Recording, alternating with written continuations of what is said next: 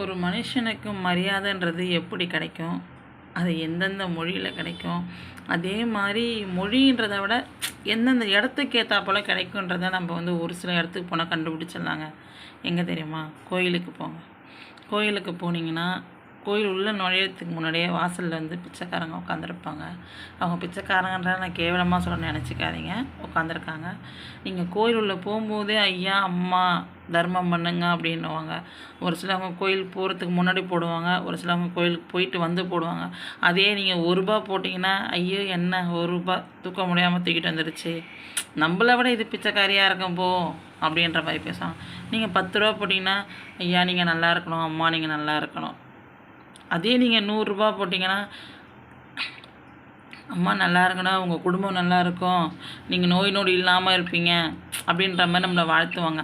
அதே தான் நான் சொல்கிறேங்க, பணம் மட்டும்தான் நம்மளை இங்கே நிர்ணயம் பண்ணுமே தவிர மனுஷன் வாழ்க்கையில் வேறு யாராலையுமே நிர்ணயம் பண்ண முடியாது.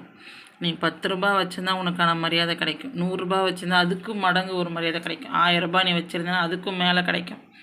அதாவது ஒருத்தவங்களுக்கு நீங்கள் கூட்டிட்டு போய் எந்த அளவுக்கு நீங்கள் செலவு பண்ணுறீங்கன்றதை பொறுத்து தான் உங்களுடைய மரியாதைன்றது அங்கே நிர்ணயிக்கப்படுமே தவிர அந்த மரியாதை உங்களுக்கானது அல்ல.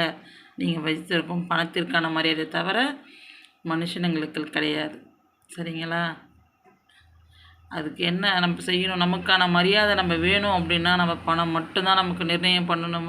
அந்த பணத்தை எந்த வழியில் சம்பாதிக்கணும், எப்படி சம்பாதிக்கணுன்றதை மட்டும்தான் பார்க்கணுமே தவிர அதனால் தப்பாக போய் தான் சம்பாதிக்கணும் கிடையாது. கஷ்டப்படணும். கஷ்டப்பட்டு வாழ்க்கையில் முன்னேறினா மட்டும்தான் நமக்கான மரியாதை கிடைக்கும்.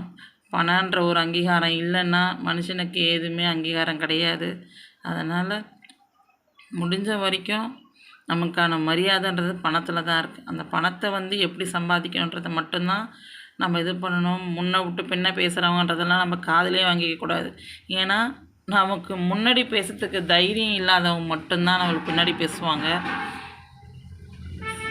நீங்கள் இதே அவங்கள எதிர்க்க வச்சுட்டு என்ன ஒரு வார்த்தை பேசுனீங்க என்னன்னு கேட்டு பாருங்கள், சொல்ல மாட்டாங்க. ஏன்னா உங்களுக்கு முன்னாடி பேசுறதுக்கு அவங்களுக்கு பயம், அவங்களுக்கு தைரியன்றது கிடையாது. ஆனால் அவங்க பின்ன ஒருத்தவங்க பேசுகிறாங்கன்னா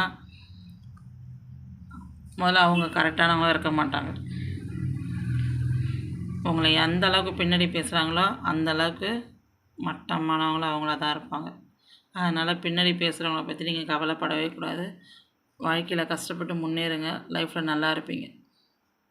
யாரையும் நம்பாதீங்க.